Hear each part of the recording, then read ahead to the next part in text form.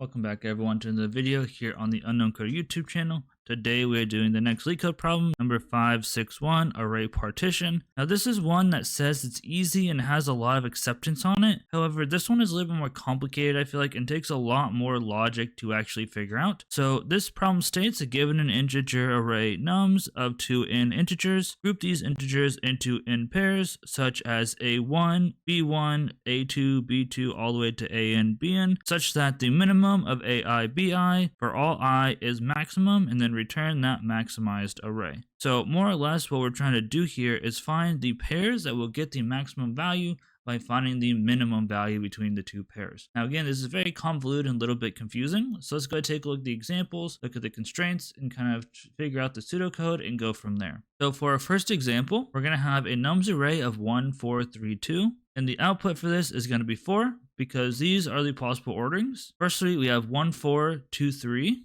And for this ordering, the min of 1, 4 plus the min of 2, 3 is equal to 1 plus 2, which is equal to 3. The second one is 1, 3, 2, 4. Here, the min of 1, 3 plus the min of 2, 4 is going to be equal to 1 plus 2 equal to 3. And finally, the third one is 1, 2, 3, 4. Here, the min of 1, 2, and 3, 4 will be equal to 1 plus 3, which is equal to 4. So this is how our output is equal to 4. And something else that we might want to notice here is what happens if we sort this array from smallest to largest. We'll actually get 1, 2, 3, 4. If you actually take a look, the 1 and 2 get paired together and 3 to 4 get paired together. So let's take a look at the next example to see if this pattern actually persists. In our second example, nums is going to be equal to 6, 2, 6, 5, 1, 2. And the optimal pairing is 2, 1, 2, 5, 6, 6. So this would be min of 2, 1 plus the min of 2, 5 plus the min of 6, 6. Which is equal to 1 plus 2 plus 6, which is equal to 9, obviously. Let's take a look at that same thing. The sorted one for this would be 1, 2, 5, 6, 6. If you take a look again, these two get paired, these two get paired, and I missed a 2. These ones get paired, and these ones get paired. And more specifically, if you take a look, this one gets added, and then this one doesn't matter, but that one gets added. So now we're starting to see a little bit of a pattern that we can carry over to our pseudocode. So let's go ahead and take a look at our constraints, then hop back down below to take a look at our pseudocode and also do our walkthrough. There's a couple things that we do want to take a look at for our constraints. First constraint, nothing too crazy, it's just that 1 is less than or equal to n is less than or equal to 10 to the 4. So all this means is that the number of groupings is between 1 and 1000. So logically, this means that the nums.length is going to be between 2 and 2000, right? So nothing too crazy there. And finally, we have negative 10 to the 4 is greater than or equal to nums of I is less than or equal to 10 to the 4. Now this one, I swear, I must be going crazy, but I swore I literally said this problem this was 10 to the 5 before. So I don't know, my solution might be a little bit jank because this either just changed or I'm going crazy. But what this means is that the values inside of the nums array will be between negative 1000 and 1000. And this one really kind of puts a kink into the plan. So we do have to kind of plan around this, but it's not that big of a deal. We'll figure it out. So once again, the goal is to loop through the array of numbers and come up with a new list of ordered numbers such that all the minimum values in those sets add up to the largest possible number from the list. And again, this problem is a little bit more complicated and confusing to get a grasp of. As the length of the nums array increases, the possible sets of numbers also increases exponentially. We have to be really smart about how we're checking these pairs, otherwise we could run out of time solving it. And to solve this problem, we're going to use a couple of interesting tricks. Firstly, we need some time efficient way to kind of sort the array from smallest to largest, as well as keep track of how many of these numbers that we've seen each time. And we can do this by setting up a new array that is twice the size of the max number, and then we can also count out how many times we've seen each number and then put them into the correct index of that new array. Then once we have that array sorted out, the solution follows a pattern of choosing every other element to be added to the total. We can use some tricks with bitwise shifting, bitwise ands, and bitwise xors to find the total when we skip an element. So let's go ahead and take a look at the pseudocode and an example walkthrough before hopping onto LeetCode. So starting out with our pseudocode, this one is going to be pretty long. And again, apparently I had this designed for 10,000 instead of 1,000, so keep that in mind. This might also work for 1,000, but again, I'm doing it the way that I have it set up. So first we're going to say lat max number be 10,000. And also let our count array be the size of 2 times max number plus 1. Again, this is because the numbers could be negative or positive, so we need to make sure that we have enough numbers on either side. Then we want to say for each element in the nums array, we want to say set counts of element plus max plus plus. And we're also going to check to see if it's the smallest number we've seen so far. If it is, we're going to set smallest. We're also going to go ahead and check to see if it's the largest number we've seen so far. And if it is, we'll set largest. And this is going to kind of help us narrow down how many items we have to loop for because we made that new array so large. So outside of that first for loop, we're going to go ahead and set the total and offset to 0. These will be important in a second. And now I'm going to say for the values and count between the smallest and largest. Since we're only looping through the smallest to largest number, this is going to save us a bunch of space. We're going to say if the number of counted is greater than 0, and if the number of counted minus offset is greater than 0, then we want to do some logic. So now we want to go ahead and figure out how much to add to the total. We're going to say total plus equal. This is going to be the frequency plus 1. And the frequency is how many times that number has been found inside count minus the offset. And we're going to bitwise shift this to the right once and times that by n, which is the current number we're at. After this, we want to set counts of the value to 0. We want to calculate the offset. So we're going to say set the offset equal to the current offset XOR frequency and 1. So what frequency and 1 is going to do is if its frequency is 0, it'll return 0. If frequency is 1, it'll return 1. And whenever we say XOR, if either of those are true and false, it's going to return 1, otherwise return 0. So this is how we're going to get basically our cycle between 1 and 0 over and over again to choose which one to add on. And finally, after all this, we'll go ahead and return the total. So like I said, we are going to be using some tricks and things like that. So kind of bear with me. Let's go ahead and take a look at the walkthrough, which is going to be pretty long. So I am probably going to have to break it up into multiple parts here. I'm sorry, but try to keep up and you can always go back and take a look later. Let's go ahead and get rid of this and take a look at our walkthrough. So for this walkthrough, we'll do the example of nums equal to 1, 4, 3, 2. And what we need to go ahead and do is say max is equal to 10,000. Again, originally I'd planned this around 10,000, maybe something changed or I'm just going crazy, I don't know. And we're going to set min and max equal to nums of 0, basically just setting it to the very first index, and then we'll kind of figure out the min and max as we go. And finally, counts will equal to an empty array. Keep in mind, counts is going to be equal to basically 20,000 plus 1, so 21,000, but I'm just going to represent it as an empty array for now.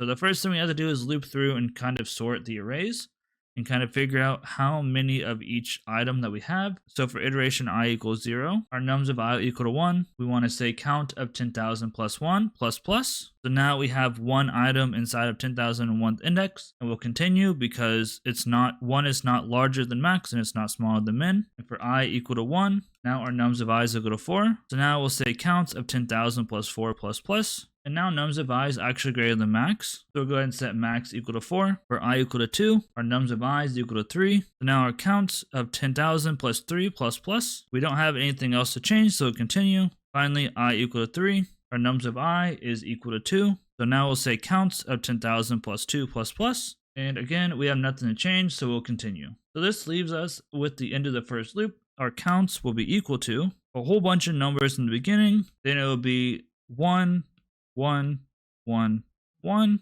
and then a whole bunch of numbers at the end. So all of these ones correspond to 10,001 to 10,004. Before we start the next loop, I do want to declare that min is equal to 1, our max is equal to 4, our offset is equal to 0, our total is equal to 0, and once again, our counts is equal to a whole bunch of numbers, 1, 1, 1, 1, and a whole bunch of numbers.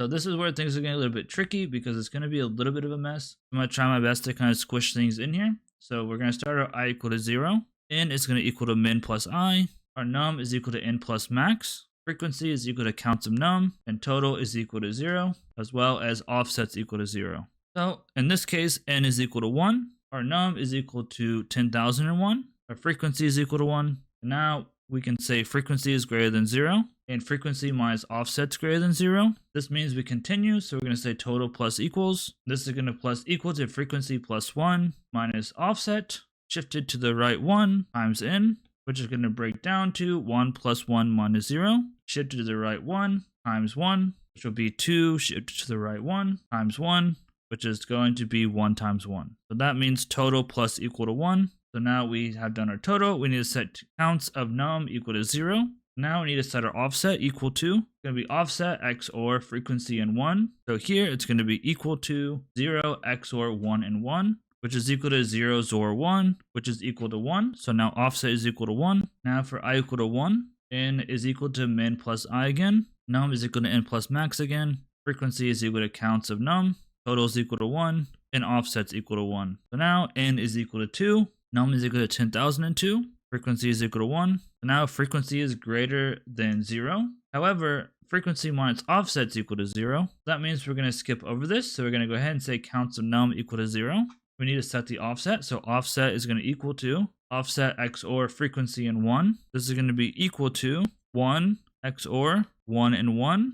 This is going to be equal to 1 XOR 1, which equals 0. So offset will equal to 0. Now for I equal to 2, n is equal to min plus I again. Num is equal to n plus max. Frequency is counts of num. Total is equal to 1. And offset's equal to 0. So once again, n is equal to 3. Our num is equal to 10,003. And frequency is obviously equal to 1. Frequency is greater than 0. And frequency minus offset's greater than 0. Now we go ahead and figure out our total. So total plus equal. This is going to be frequency plus 1 minus offset. Shifted to the right 1 times n. So this is going to be equal to 1 plus 1 minus 0. Shifted to the right 1 times 3.